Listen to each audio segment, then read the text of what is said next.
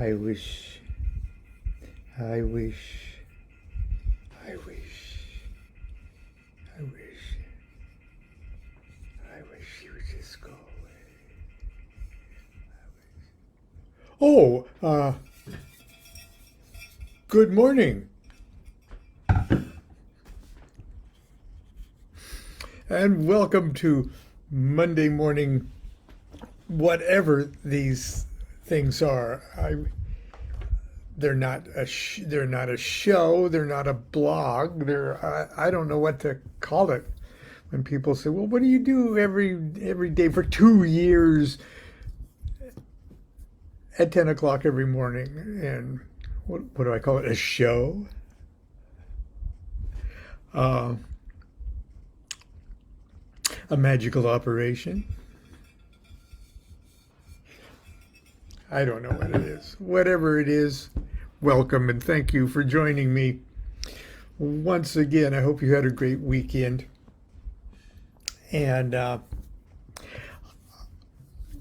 had a strange enough weekend, but partially because of what we've been talking about the last couple days. I've been reading from Crowley's hard to find Magic Without Tears, and I'm reading it even from my Kindle because I've got probably my original copy packed away someplace. Still haven't unpacked everything anyway.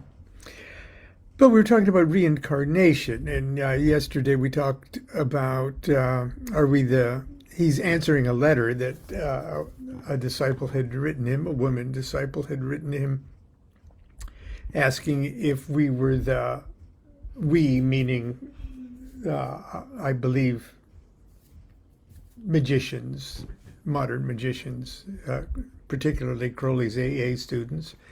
Are we the incarnations or the reincarnations of the ancient Egyptians? And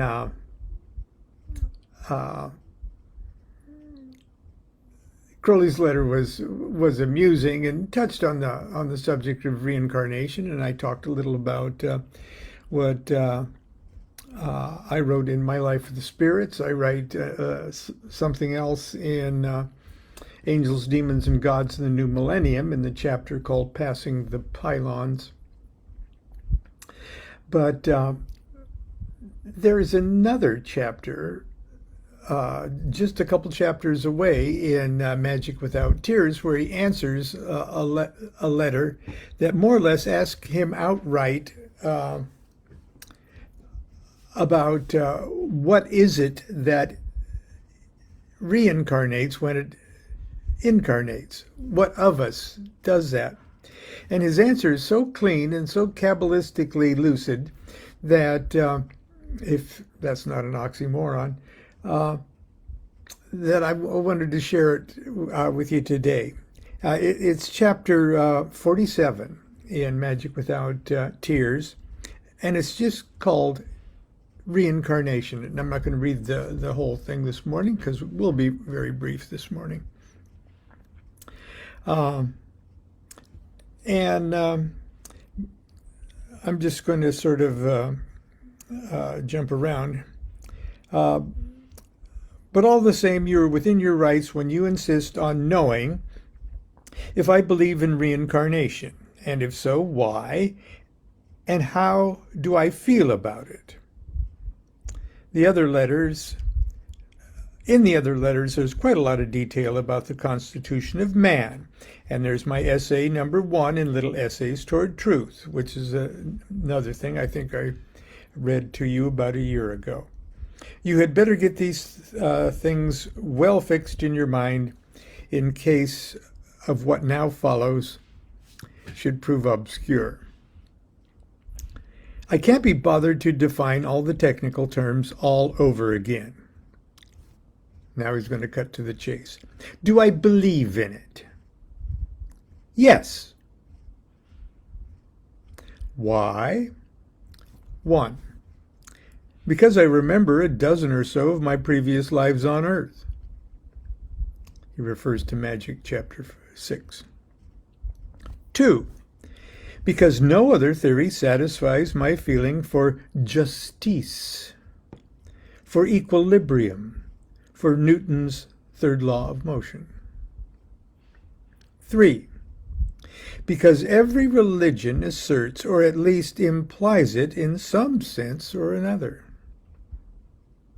Even the Judaism, Christianity, Islam line of thought contains some such element. The Jews were always expecting Elias to return.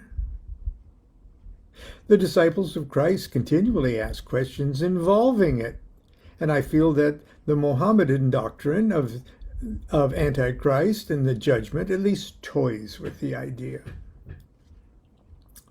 Were I not so ignorant, I could dig up all sorts of support for this thesis, but it doesn't matter so much in any case.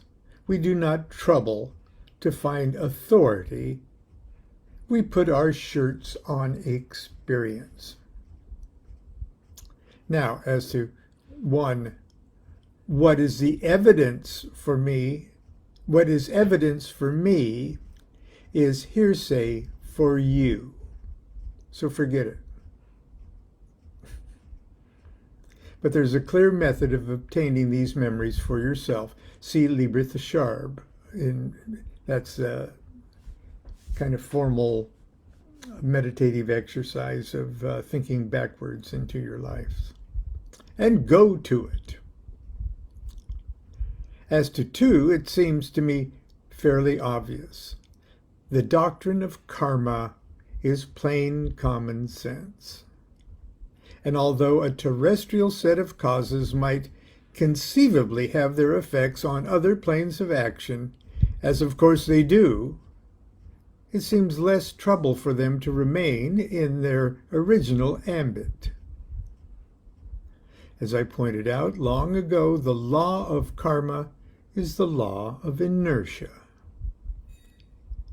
Nor is it necessary to assert that it always works out in this way. Sometimes it's quite good enough.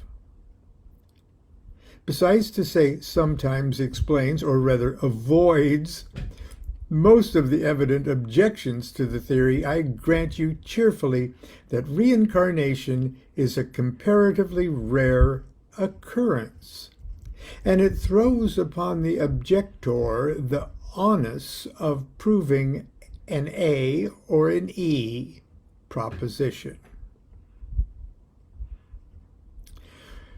And here's what I really wanted you to hear this morning. What is it that reincarnates? We've had this before in another connection. It is the supernal triad of Yechida, Chai, and Neshama. Okay, beginning Kabbalists, you should know these supernal unities of soul.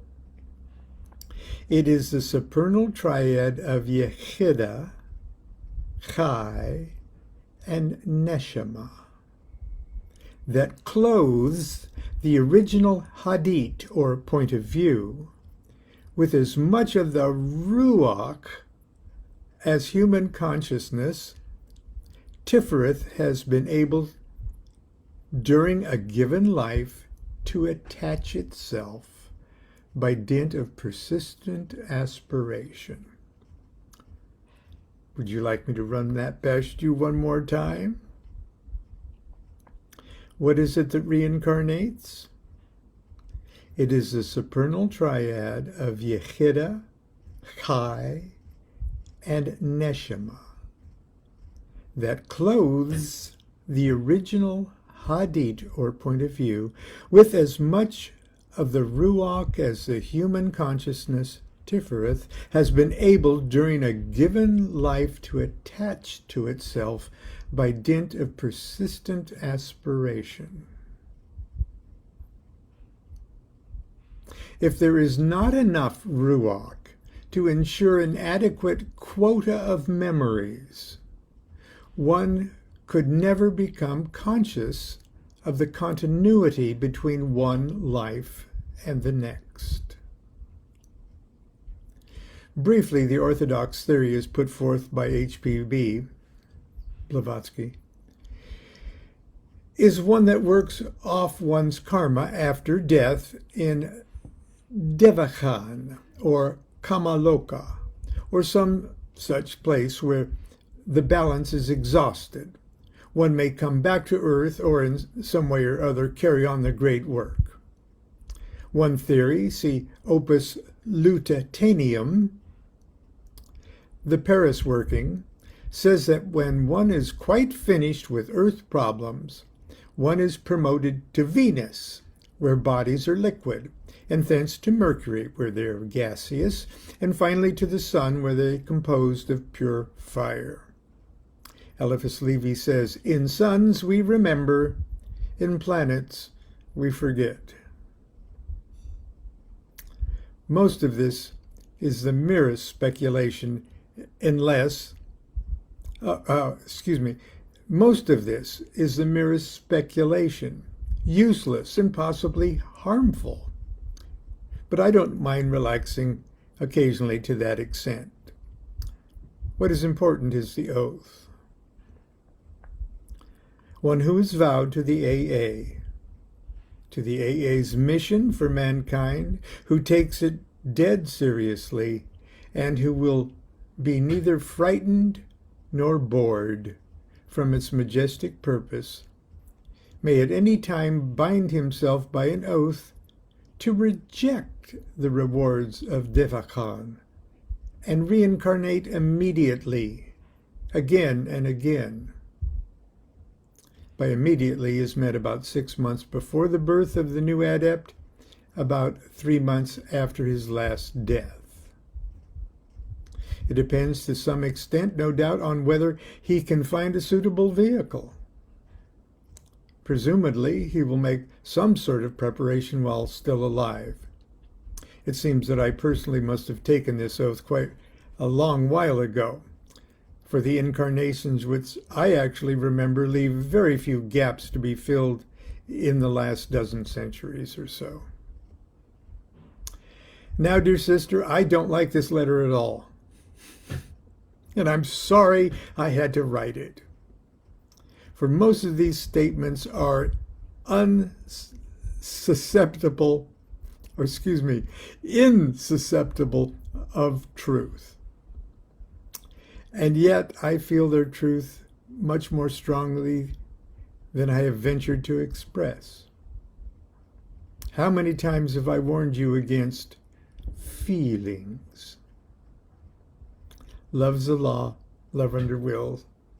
Yours fraternally, 666. The thing that struck me the most, and that I'm taking with me sort of as my mantra for today, is that one little Kabbalistic statement. And I'll try to repeat that. Let's see. About what is it that reincarnates? We have this before in another connection. It is the supernal triad of Yechida, Chai, and Neshama. For those of you who are going to try to look these up, they're easy to find. Yechida is spelled Jechiddah.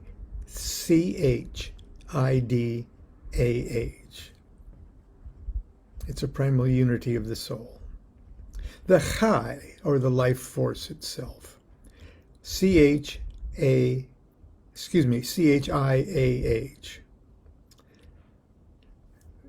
It's like the toast, L'chaim, to life. Okay, it's the life force itself. And the Neshama, Neshama. Those are Crowley's spelling. What is it that incarnates? It is a supernal triad of, and we're talking about your Yechida, your Chai, your point of view, your neshama. It is the supernal triad of Yechida, Chai, and Neshama that clothes itself, clothes the original hadit, or point of view, POV.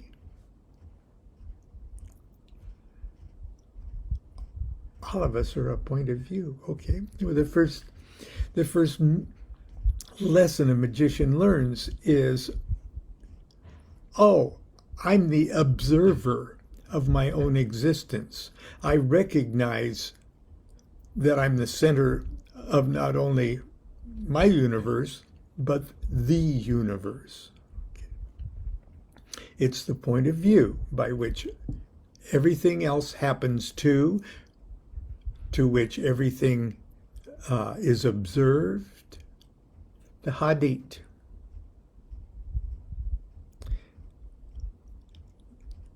What incarnates is the supernal triad of Yechida, Chai, and Neshama that clothes the original hadit, or point of view, with as much ruach, the intellect, as the human consciousness, Tifereth, has been able during a given life to attach itself by persistent aspiration. If there's not enough ruach to ensure an adequate quota of memories, one could never become conscious of the continuity between one life and the next. The Egyptians portray the weighing of the heart at death, and Thoth stands by with his little record book, his notebook, and the deceased's heart is weighed on a scale pan, and on the other side of the other pan is the feather of Mot. Now, if the deceased would fail that scale weighing ceremony, there's a crocodile-headed hippopotamus just standing by, looking very pleasant but hungry, ready to eat the soul. In other words, if the deceased passes the weighing of the heart, it goes on, eventually to the glorified Osiris, but goes on nonetheless with personality intact, or the self intact, or the hadit intact. But if it fails it, like if there's it's a lack of memory. I don't know what I did. I don't know. I just ate, and I got up and slept and ate. I don't know. I don't know what I did. I didn't have any plans. I didn't have any aspirations. I didn't have any goal. I didn't set. My hadit is just, who cares? If that's the case, then the soul is eaten by the crocodile-headed hippopotamus and just blends back into the universal matrix. It doesn't go on. It doesn't reincarnate in that same way. At least that's how I wish to believe at the moment. I could change my mind at any moment, though. Okay, that's it for today. Let's have a good week, everyone. Continue to be good to yourself and be good to each other. Constance is in there baking bread this morning. She doesn't want me to tell you, but she's making bread and it smells so good. Okay. Do what thou wilt, shall be the whole of the law. Love is the law, love under will.